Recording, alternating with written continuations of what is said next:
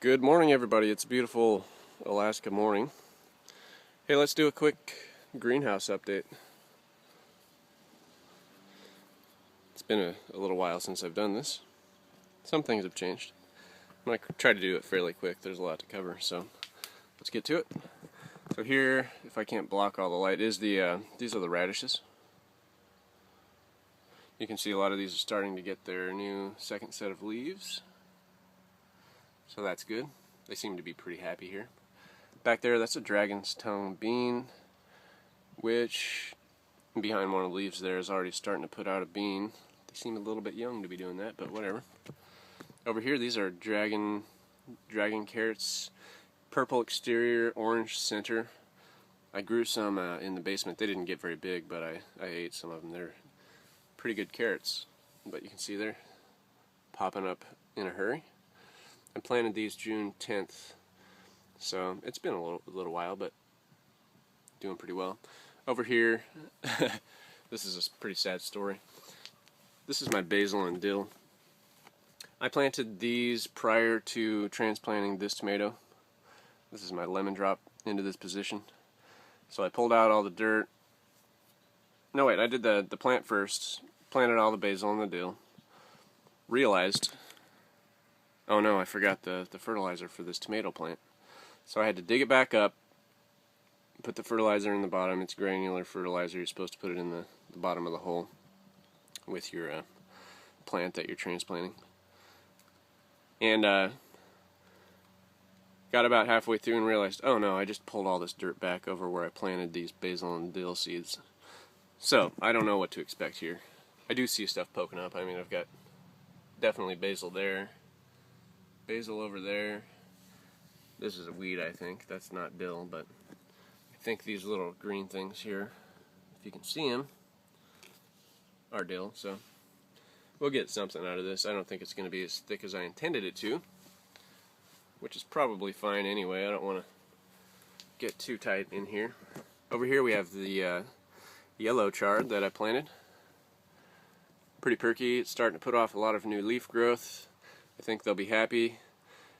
Down there you can see the red chard. So that's cool. This is all Swiss chard. This here is cilantro. These were not putting off any second true leaves yet when I put them in here.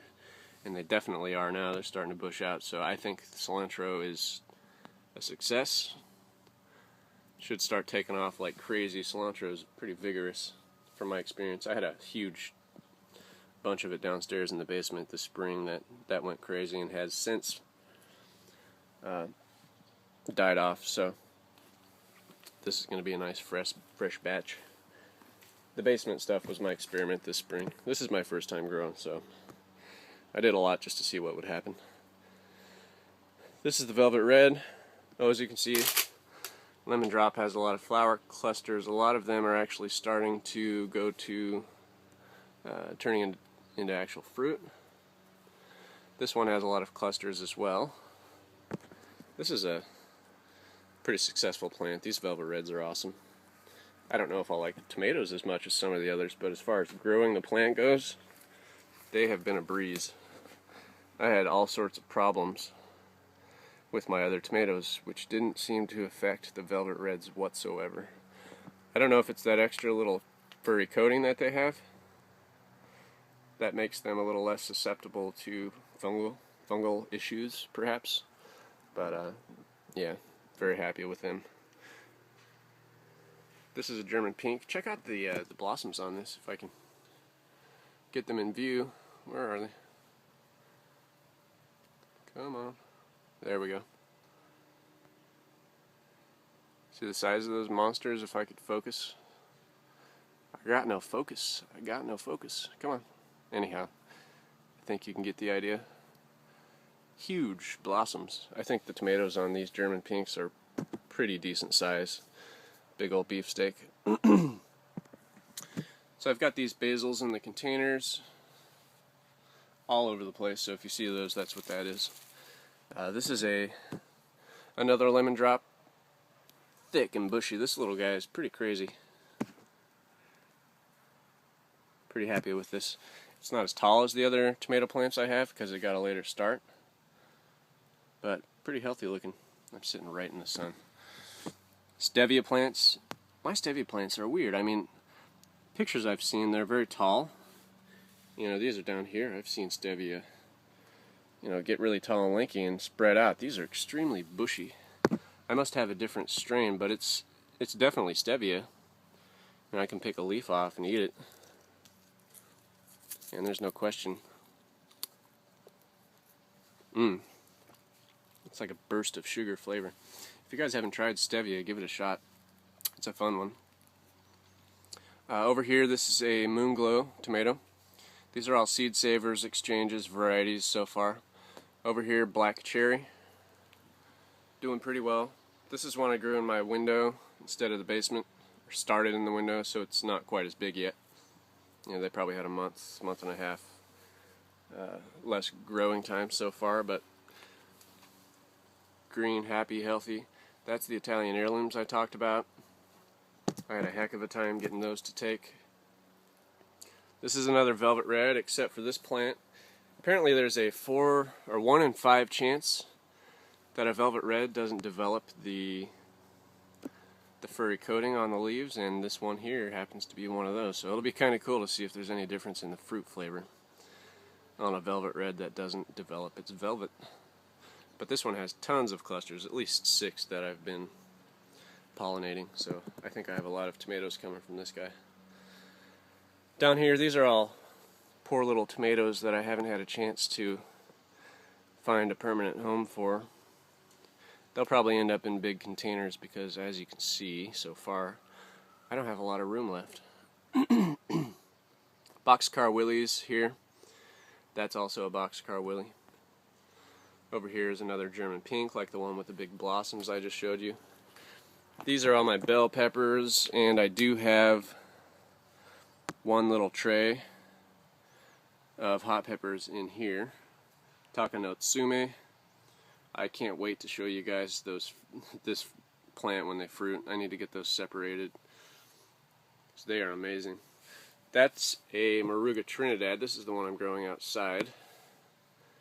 It's doing okay, but I wish I could show you the one downstairs right now. It's probably at least two or three times that size, and they were the exact same size when I planted them. It gets too hot or too cold out here at night to really do peppers justice. They like a little more heat, but it is what it is. It's the best I have for now. This is I'm saying that's a Moonglow. Yep, it's a Moonglow. Back there is a Lemon Drop. This is a Dester. Very big tomatoes. Not a lot of big growth yet out of that guy, so kind of curious to see if that's gonna work or not. This is a Lemon Drop. As you can see, I have a lot of lemon drops. It's because they were so easy for me to grow. They did really well. This is a Gold Medal. Another plant I had a heck of a time growing. Pretty much everything I'm going to show you from this point on were very sick little plants when I put them in here. They had the white fungus, mold, whatever it is on the stems, really bad. They're plants that I tried to keep alive like crazy. You know, I sprayed them with baking soda solution, and you know, I think I eventually fought it out. And once they got here in the greenhouse, everything was fine. It cleared up, but as you can see, they're not quite as big. But everything's really starting to green up. All the leaves are starting to look nice and healthy, so I think they're going to make it. They may not be as big, and I don't know if they'll fruit, but these are experiments. This is another Italian heirloom. Not looking quite as happy as the first 2 that I showed you in the corner over there. But everything that's coming in looks really nice, so I'm happy with that. This here is another Moonglow. Over here, Boxcar Willies. And another German pink. So that's all the tomatoes I have in the ground. Over here in the corner I've got a little bean.